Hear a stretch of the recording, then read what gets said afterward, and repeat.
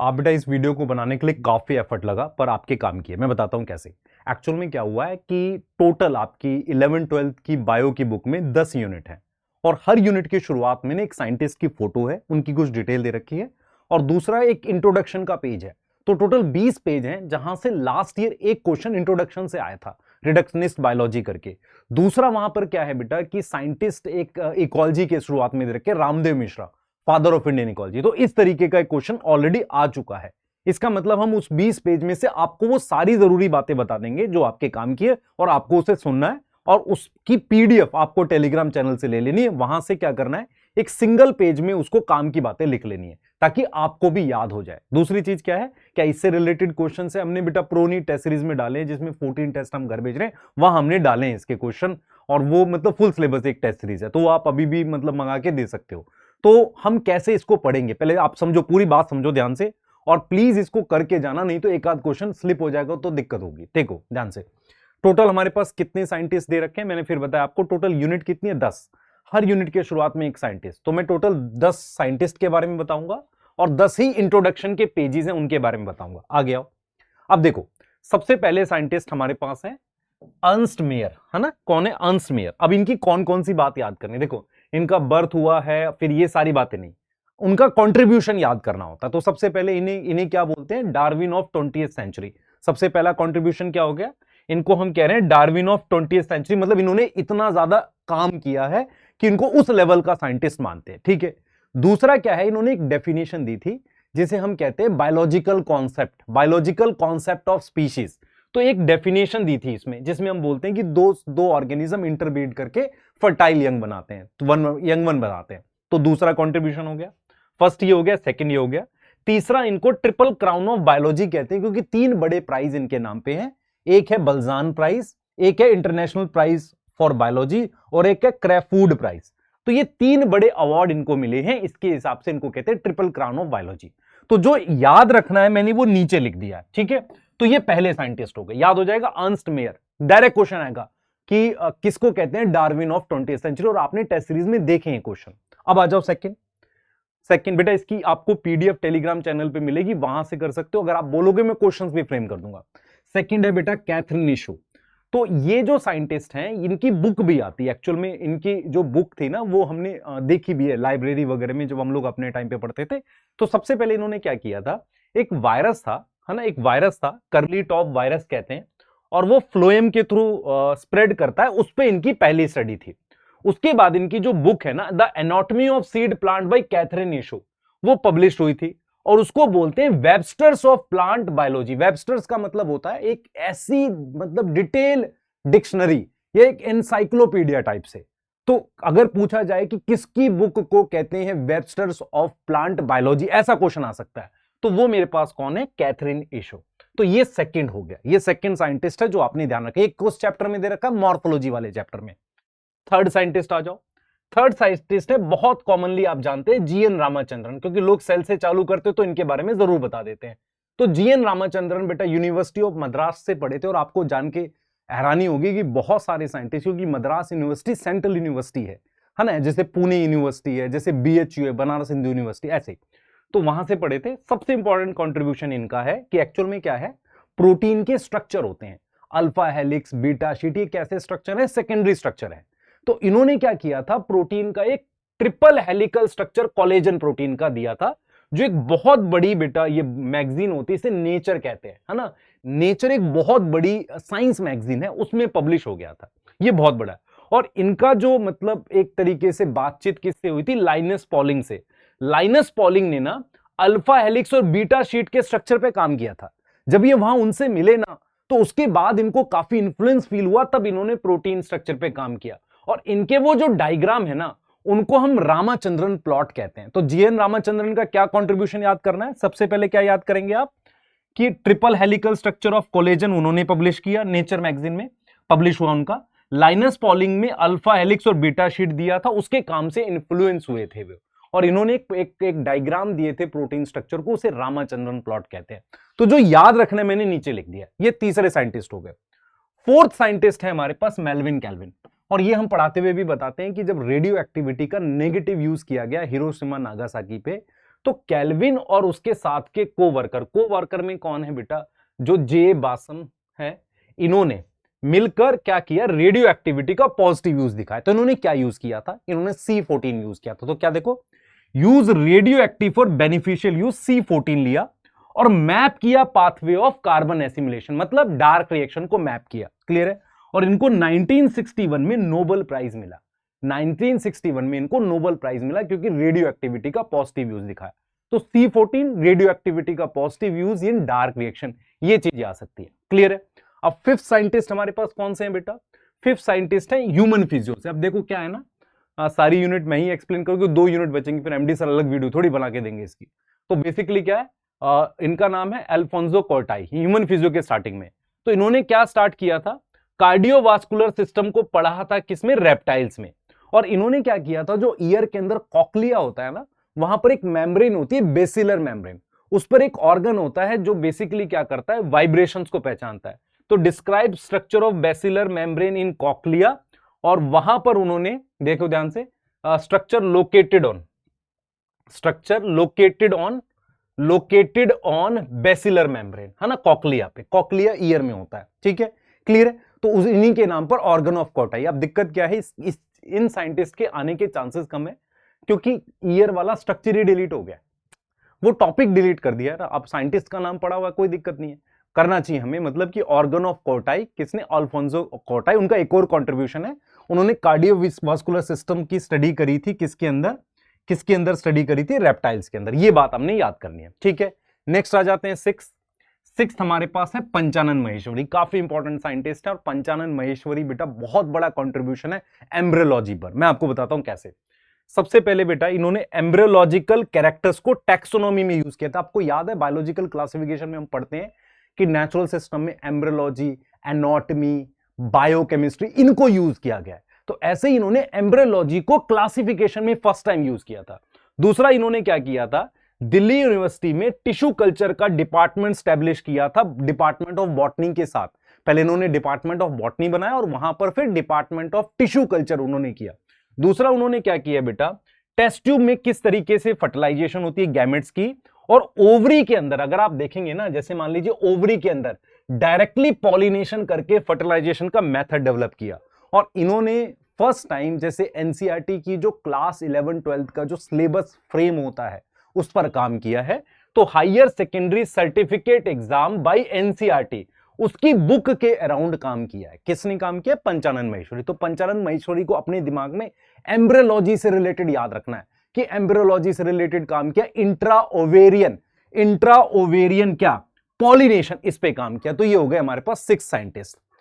7th, ये class 12 की starting में दे रखा है। 7th किस में आएगा, अब जेनेटिक्स वाले में। तो मेरे पास 2 साइंटिस्ट हैं यहां पर, एक है वॉटसन और एक है क्रिक। तो सबसे पहले हम बात कर रहे हैं वॉटसन की। देखो वॉटसन ने क्या किया था, एक्सरे पढ़ा था बैक्टीरियोफाज मल्टीप्लिकेशन में, कि बैक्टीरियोफाज के मल्टीप्लिकेशन पर एक्सरे का क्या इफेक्ट होता है। ये वॉटसन ने किया। वॉटसन क्रिक के मॉडल से पहले की बात बता रहा हूं। और क्रिक ने क्या किया था, एक्सरे डिफ्रैक्शन, जब वो मॉडल आ गया तो उस पर अपनी पीएचडी सबमिट करी थी, है ना। और उनमें उन्होंने क्या किया था, पॉलीपेप्टाइड एंड प्रोटीन, डीएनए का नहीं, क्योंकि डीएनए का स्ट्रक्चर तो विल्किंस और फ्रैंकलिन ने देखा था। अगर क्वेश्चन आता है कि X ray diffraction, polypeptide and proteins का किसने स्ट्रक्चर वगैरह पे काम किया, वो हमारे पास कौन है, क्रिक। और वॉटसन जो है उन्होंने काम किया था किस पे, बैक्टीरियोफाज मल्टीप्लिकेशन एक्सरे यूज करके। तो इसका मतलब इन लोगों को एक्सरे की डीप नॉलेज थी विल्किंस और फ्रैंकलिन के अलावा। उसके अलावा इनको दोनों को John Collins Barnes prize, Lasker prize, research corporation prize and Nobel prize 1962 में विल्किंस के साथ, मतलब बेसिकली 1962 में नोबेल प्राइज है। और ये वाले प्राइज इनको ज्वाइंट टुगेदर प्राइज ये वाले मिले। तो काफी मतलब कंट्रीब्यूशन रहा है। याद क्वेश्चन के पर्पज से ये एक्सरे ऑन बैक्टीरियोफाज पे किसने काम किया, वॉटसन ने। क्रिक ने काम किया एक्सरे डिफ्रैक्शन पे। क्लियर है, यस। मैं इनके क्वेश्चंस बना दूंगा, आप कमेंट करेंगे उसके हिसाब से मैं बना दूंगा, क्योंकि अगर आपको नहीं समझ में आ रहा, याद नहीं कर पा रहे हो, क्वेश्चंस के फॉर्म में कर लो, लेकिन मेक श्योर आप एक बार देख जरूर लो। क्या होगा बेटा, क्या होता है, एक अचानक से क्वेश्चन स्लिप हो गया तो वो गलत हो जाएगा ना। आ जाओ, अब आ जाओ 8th, एमएस स्वामीनाथन, सबसे इंपॉर्टेंट साइंटिस्ट इंडियन हिस्ट्री में, जिन्होंने हमको सेल्फ सफिशिएंट बनाया खाने को लेके। देखो ये भी यूनिवर्सिटी ऑफ मद्रास से इनकी रूट्स हैं। बेसिकली इन्होंने क्या किया था, सबसे पहले स्कूल ऑफ क्रायोजेनेटिक्स, क्रायो समझ में आता है, क्रायो ठंडा, genetics and radiation research in Indian agriculture research institute. Actual में क्या, वो स्ट्रेटेजीज वाला चैप्टर डिलीट हो गया। वहां पर एक टेक्निक क्या थी, आप रेडिएशन डाल के ना म्यूटेशन ला सकते हो। तो इन्होंने क्या किया, क्रायोजेनेटिक्स और रेडिएशन की मतलब डिपार्टमेंट सेट किया कहां पर, इंडियन एग्रीकल्चर रिसर्च इंस्टीट्यूट में। उसके अलावा उन्होंने हाई यील्डिंग वैरायटी और खुशबू वाला राइस, ऐसी कुछ वैरायटी डेवलप करी। फिर इन्होंने एक साइंटिस्ट थे नॉर्मन बोरलॉग, उनके साथ मिलकर ग्रीन रेवोल्यूशन के लिए जो सेमी डॉर्फ वैरायटीज थी वो डेवलप करी। तो बेसिकली नॉर्मन बोरलॉग जो थे उनके मैक्सिको से, उनके साथ मिलके एमएस स्वामीनाथन ने वो वैरायटीज डेवलप करी जिसके थ्रू हम गेहूं और चावल में सेल्फ सफिशिएंट हो पाए। तो क्या क्या याद करना है, क्रायोजेनेटिक्स का सेंटर, ठीक है, नॉर्मल बोरलॉग के साथ इन्होंने वो किया, और एक बहुत इंपॉर्टेंट चीज lab to land. Lab to land मतलब जो चीज हम लैब में बना रहे हैं उसको खेत तक पहुंचाना, उसको फार्मर तक पहुंचाना, ये अप्रोच थी। तो क्वेश्चन के पर्पज से ये बहुत इंपॉर्टेंट है, lab to land, lab to land वाली बात बहुत इंपॉर्टेंट है। क्लियर है? अब आ जाते हैं नाइन्थ। तो नाइन्थ में मेरे पास बेटा है वो साइंटिस्ट जो बायोटेक में दे रखे हैं, हर्बर्ट बोयर और स्टेनले कोहन। देखो बोयर का कंट्रीब्यूशन क्या था, उन्होंने रिस्ट्रिक्शन एंजाइम को डिस्कवर किया था, ठीक है, रिस्ट्रिक्शन एंजाइम निकाला था और उसको काटने के बाद स्टिकी एंड बन रहे थे, मतलब डीएनए को काट के स्टिकी एंड बन रहे थे।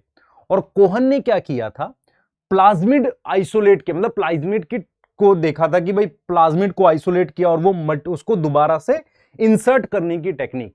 तो अगर आपसे पूछा जाए जैसे स्टेनले कोहन हर्बर्ट बोयर का कंट्रीब्यूशन वहां भी लिखा हुआ है, बोयर ने क्या किया था, रिस्ट्रिक्शन एंजाइम, और कोहन ने किस पे काम किया था, प्लाज्मिड को आइसोलेट करना और उसको दोबारा से इंट्रोड्यूस करना, इस पर काम किया था। अब इनमें से बेटा जो भी काम की चीज है वो मैंने नीचे लिखी है ताकि आपको यही याद करना है, ठीक है। अब हम आ जाते हैं लास्ट साइंटिस्ट जो हमने पढ़ा भी है पहले भी, Ramdev Mishra, father of Indian ecology. तो इन्हें कहते हैं father of Indian ecology, Ramdev Mishra. इन्होंने क्या किया था, national committee of environment planning को स्टैब्लिश करवाया था। बेसिकली क्या किया था, सरकार के साथ मिलकर इकोलॉजी पे जो भी इंडिया में काम हुआ उनमें बहुत बड़ा कंट्रीब्यूशन है। तो इन्होंने क्या किया, national committee for environmental planning, इन्होंने एक कमिटी स्टैब्लिश करी जो बाद में जाकर रास्ता बनाती है किसके लिए, ministry of environment and forest के लिए। तो ministry of environment and forest के लिए इन्होंने काम किया है। दूसरा इन्होंने basically father of Indian ecology कहते हैं इन्हें। दूसरा इन्होंने डिपार्टमेंट ऑफ बॉटनी स्टैब्लिश किया बीएचयू में, बनारस हिंदू यूनिवर्सिटी में, बीएचयू में इन्होंने ये स्टैब्लिश किया।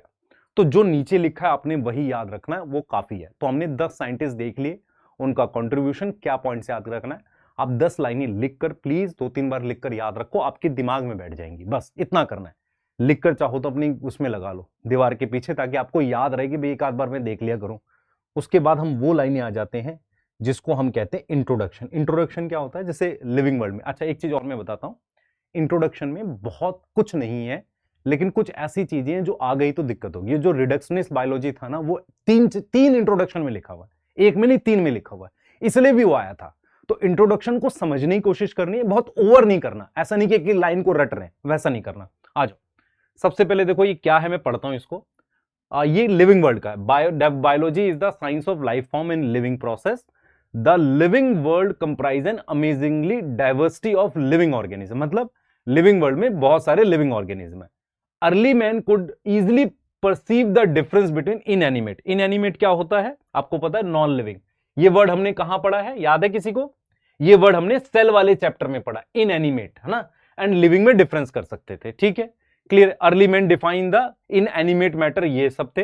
And some among the living में ये वाले हैं। A common feature of all such form of inanimate and animate object are was sense of awe, मतलब देख के अच्छा लगता था। ऑ का मतलब अच्छा लगता था या हमें अजीब लगता था। Fear that they evoke. The description of living organism include human being begin much later in human history. तो मतलब लिविंग के बारे में ह्यूमन ने काफी बाद में बताना स्टार्ट किया है, उनकी डिस्कवरी।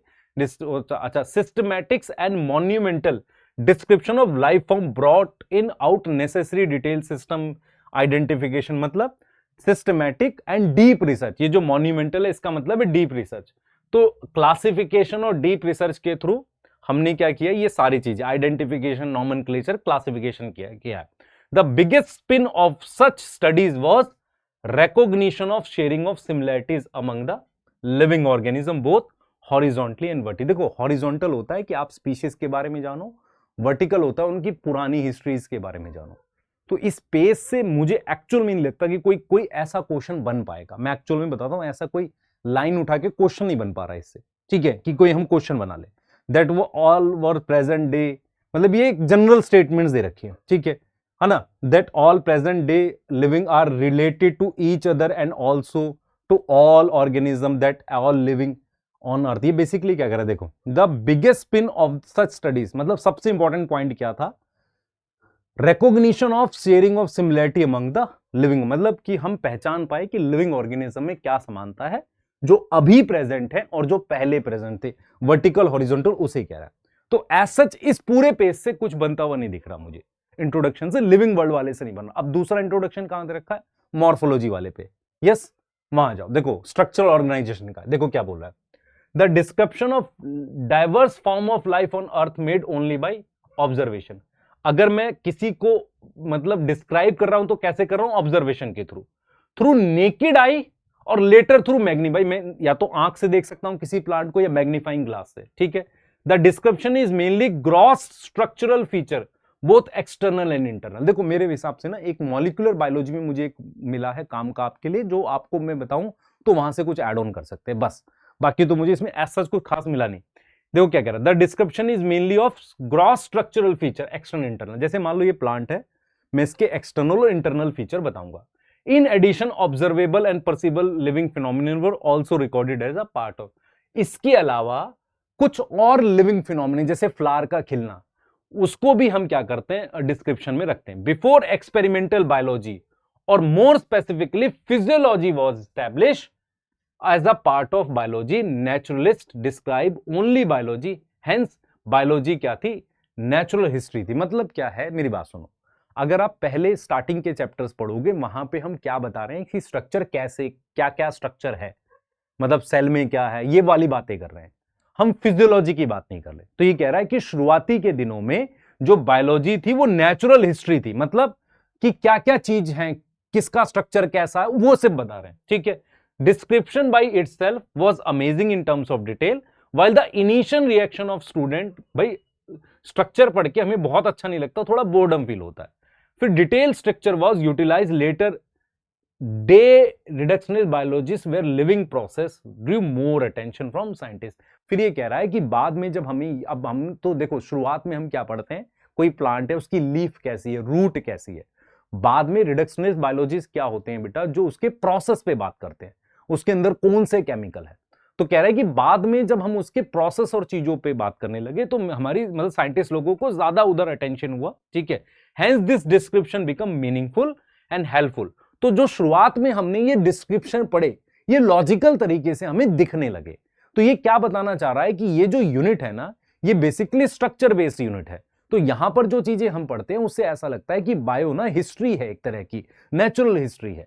लेकिन जब रिडक्शनिस्ट बायोलॉजी आए जिन्होंने फिजियोलॉजी वगैरह की बात की, तो चीजें बहुत जुड़ती हुई दिखी, इस तरह की बात कर रहा है। Yes, hence this description become meaningful. जो हमने पढ़ा ना डिस्क्रिप्शन, वो मीनिंगफुल बना, ठीक है। इन दिस फॉलोइंग चैप्टर हम यही सब पढ़ेंगे। तो क्या यहां से मुझे कुछ दिखता हुआ आ रहा है, यहां से मुझे कुछ बातें समझ में आ रही हैं कि बायो जो है ना, शुरुआत में नेचुरल हिस्ट्री थी, बाद में एक डिस्क्रिप्शन जैसा कुछ बनने लगा, ठीक है सर, ठीक है।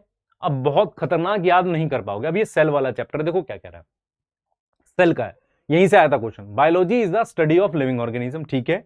Detail description of their form appearance only brought about their, जैसे हम उन्हें पढ़ते हैं तो हमें क्या पता चलती है, उनकी डाइवर्सिटी।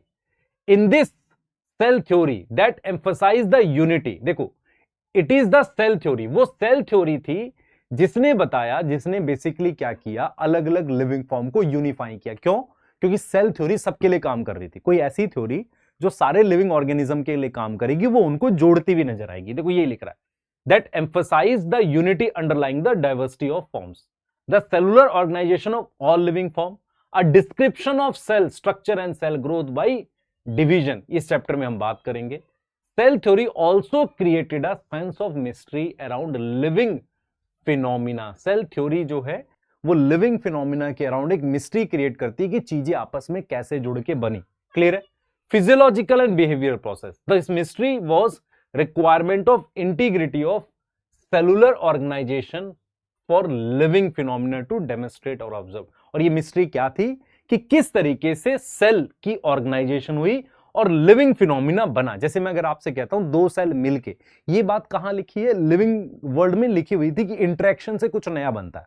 आप याद करो, जहां कॉन्शियसनेस था वहां लिखी थी। तो क्या स्पेस से कुछ यहां सकते तो आ नहीं रहा, यहां से आया था। देखो, in studying and understanding the physiological and behaviour process one can take a physico chemical approach. ये क्या कह रहा है कि यदि मुझे किसी सेल के बारे में पढ़ना है तो एक अप्रोच वो हो सकती है जिसमें मैं उसका स्ट्रक्चर पढ़ रहा हूं, जैसा कि 2 यूनिट में पढ़ा।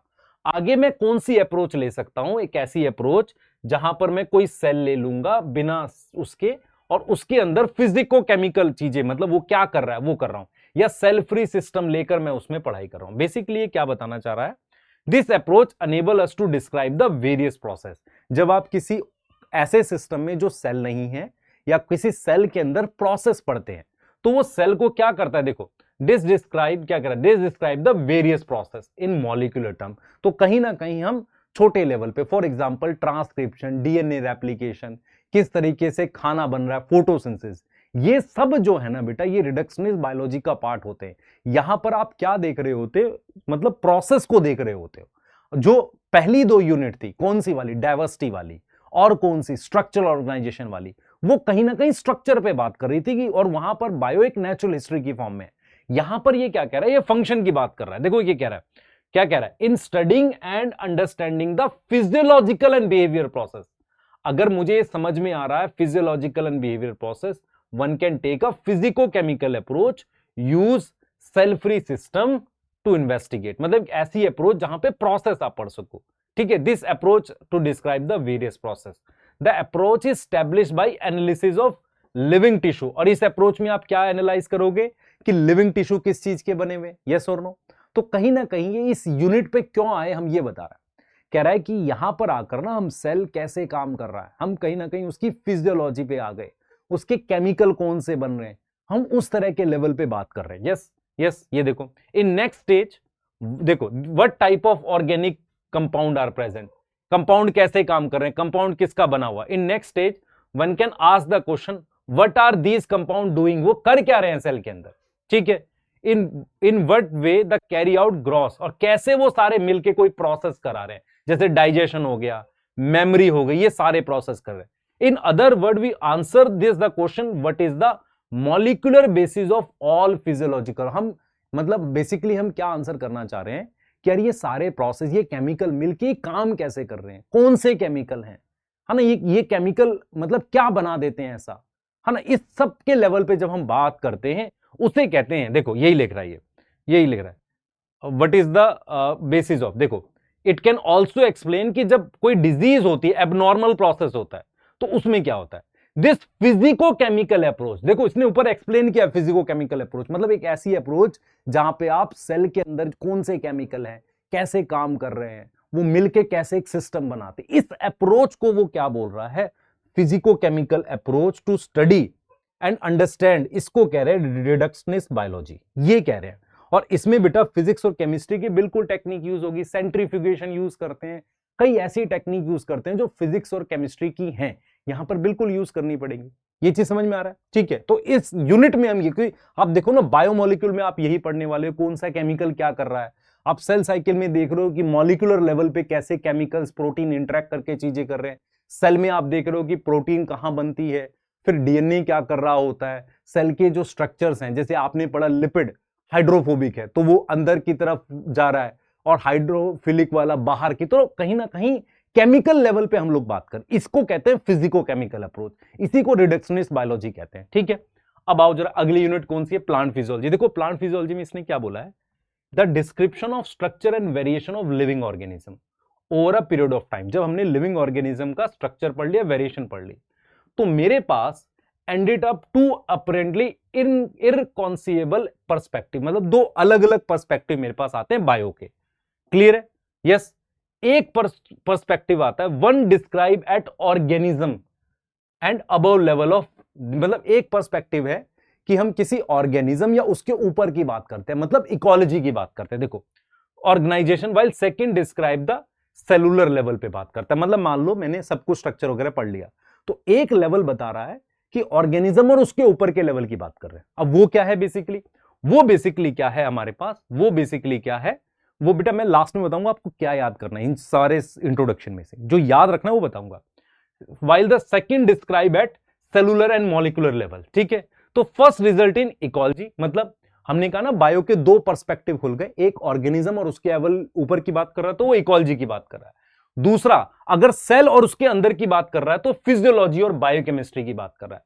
तो ये जो प्लांट फिजियोलॉजी है ये सेकंड लेवल पे बात कर रहेगा, हम ऑर्गेनिज्म प्लांट के अंदर कैसे ये प्रोसेस चल रहे हैं। देखो in flowering plant as this example है ना, the process of photosynthesis, respiration, growth, इसको हम किसकी टर्म पे करेंगे, मॉलिक्यूलर लेवल। तो इसका मतलब रिडक्शनिस्ट जो बायोलॉजी है ना वो बेसिकली प्लांट फिजियोलॉजी में भी काम कर रही है। आप समझो इस बात को। आगे आओ जरा, ये देखो अब ये ह्यूमन फिजियोलॉजी देखो क्या कह रहा है।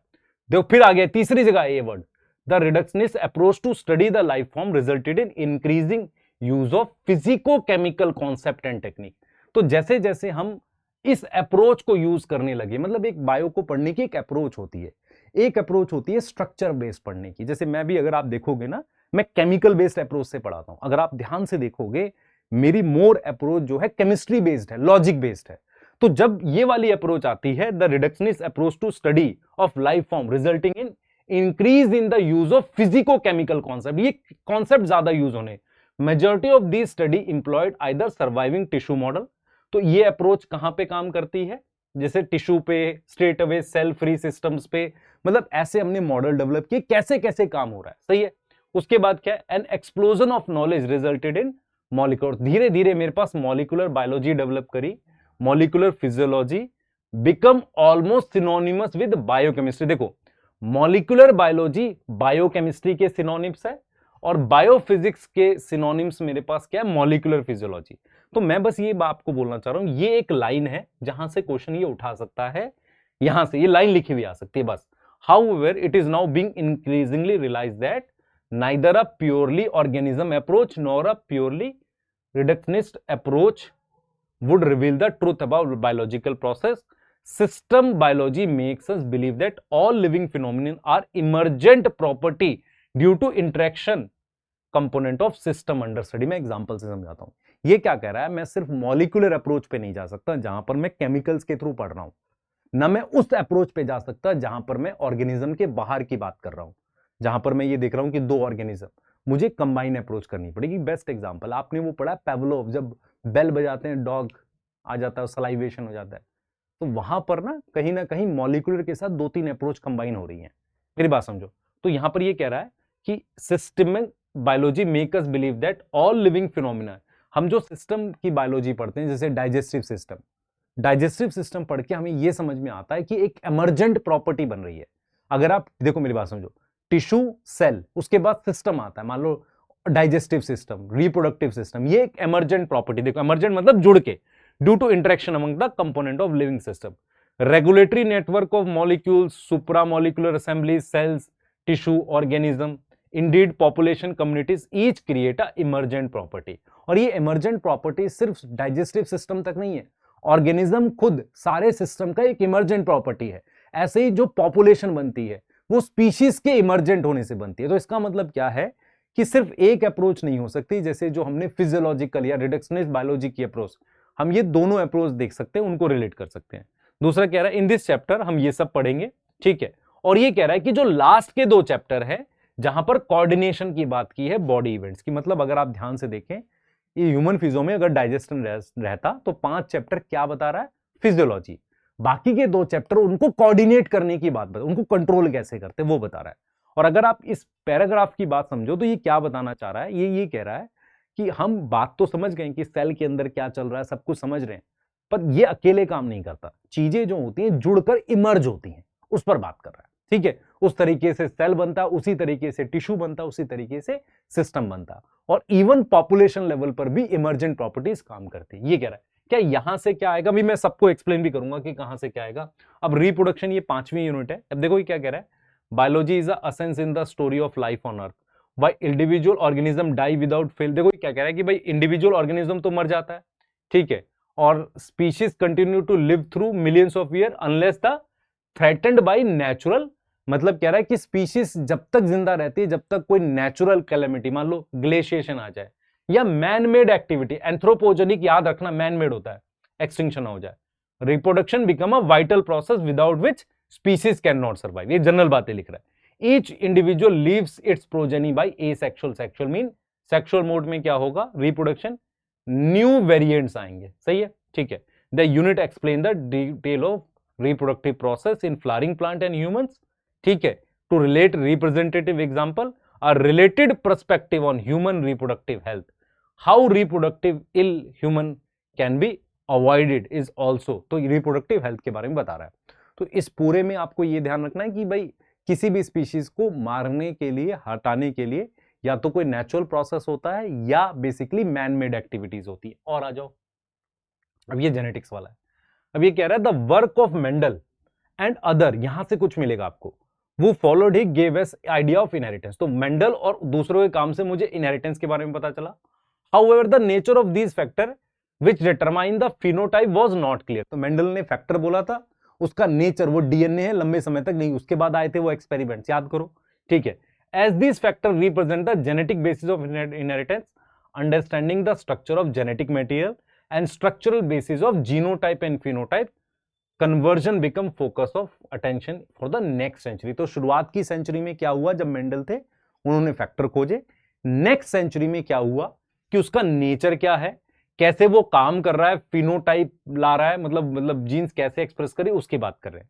The entire body of molecular biology was consequent development with major contribution, मतलब पूरी जो जेनेटिक्स है वो कुछ लोगों के कंट्रीब्यूशन के अराउंड है मॉलिक्यूलर लेवल पे। ध्यान सुनेंगे, ये बात कर रहा है मॉलिक्यूलर बायोलॉजी की, यहां इसने बात करी है प्रिंसिपल ऑफ इनहेरिटेंस के आसपास। वो किस पर है, development with major contribution Watson Crick. अब दिक्कत क्या है, नीरनबर्ग खुराना तक तो ठीक है, यहां पर ये नाम कोरनबर्ग और कहीं नहीं है एनसीईआरटी में, बेंजर नहीं है, मोनार्ड है, ब्रेनर नहीं है। तो आपके पास तीन साइंटिस्ट हैं, कोरनबर्ग, बेंजर एंड ब्रेनर। अब इनकी कोई डिटेल एनसीईआरटी में नहीं है, सिर्फ नाम दे रखा है। तो इसका मतलब मुझे एक एक कंट्रीब्यूशन पता होना चाहिए, कहीं मैच द फॉलोइंग ना आ जाए बस।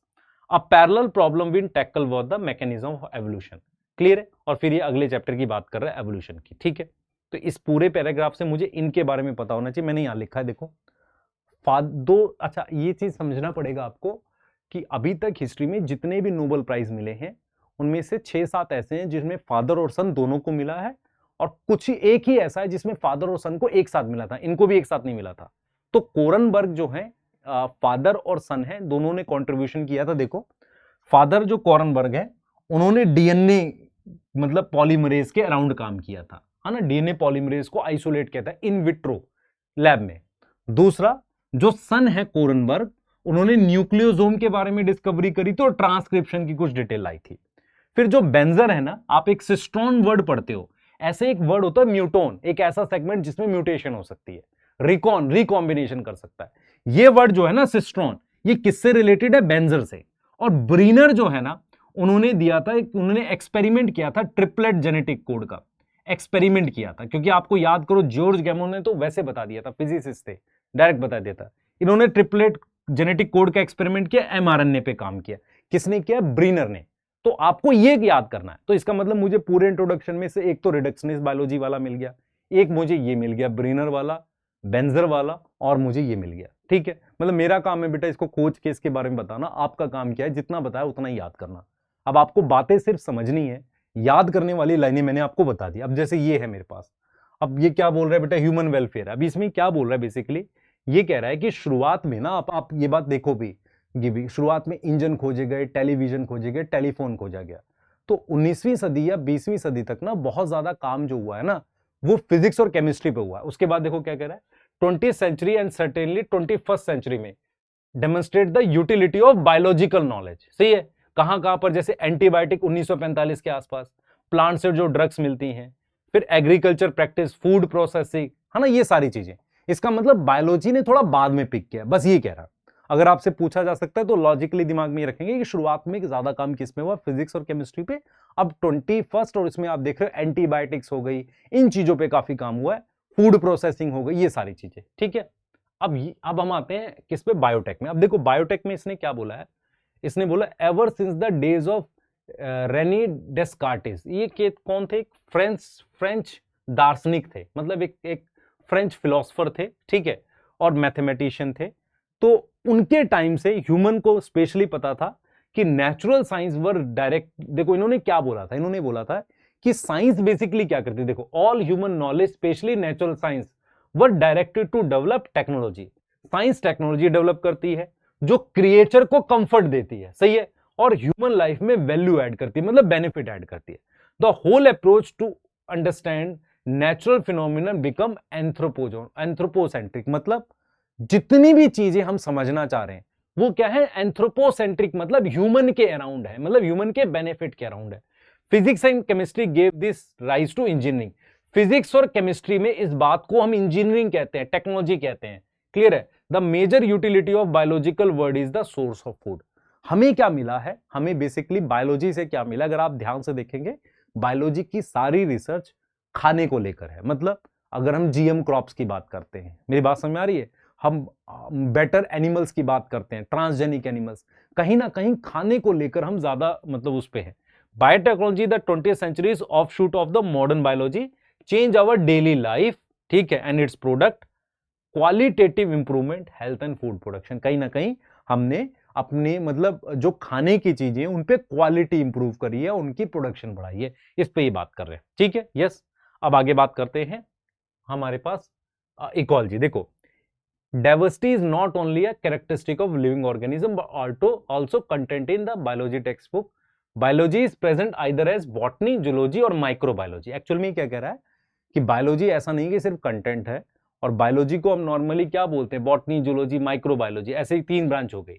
ये जो माइक्रोबायोलॉजी है ना, द लेटर इज यूफिमिज्म, मतलब एक तरीके का ब्रिज है, मॉलिक्यूलर एस्पेक्ट। तो मतलब हम छोटे लेवल पर डील करने के लिए इस माइक्रोबायोलॉजी की बात करते हैं। Luckily we have many threads. इसके अलावा इनसे बॉटनी, जूलॉजी, माइक्रोबायोलॉजी से मेनी थ्रेड निकलते हैं जो कंबाइन होकर एक सिंगल ब्रांच पे काम करते हैं। जैसे क्या बोल रहा है? Unifying the principle ecology is one such thread.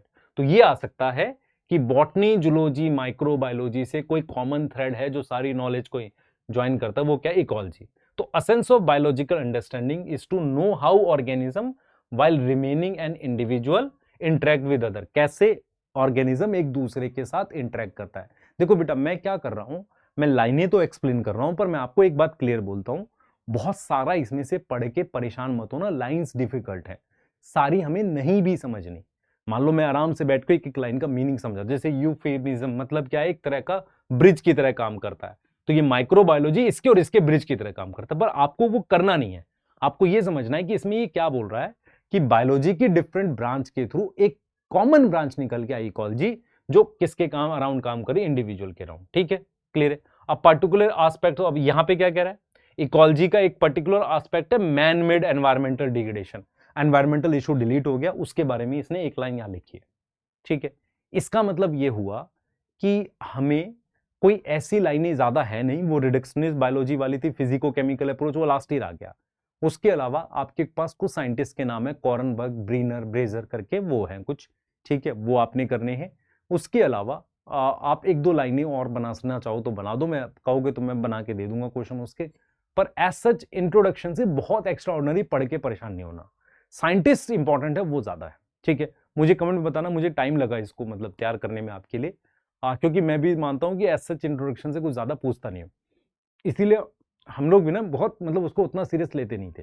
लेकिन आपने, क्योंकि अब लास्ट ईयर क्वेश्चन देखा, हमें लगता है कि उस चीज को लेना चाहिए। अब यहाँ पर कोई ऐसा बोलने लगे नहीं, हम सभी कराते थे इंट्रोडक्शन का एक क्लास में, मान लो इसको समझाने बैठूंगा एक डिटेल बैच में, तो मुझे एक क्लास चाहिए इंट्रोडक्शन, मतलब एक क्लास में सबकी इंट्रोडक्शन भी नहीं समझाई जा सकती। तो एग्जाम पास है, बहुत पैनिक नहीं करना है, आपको जितना बताया उतना करना है। इसकी पीडीएफ में शेयर कर दूंगा।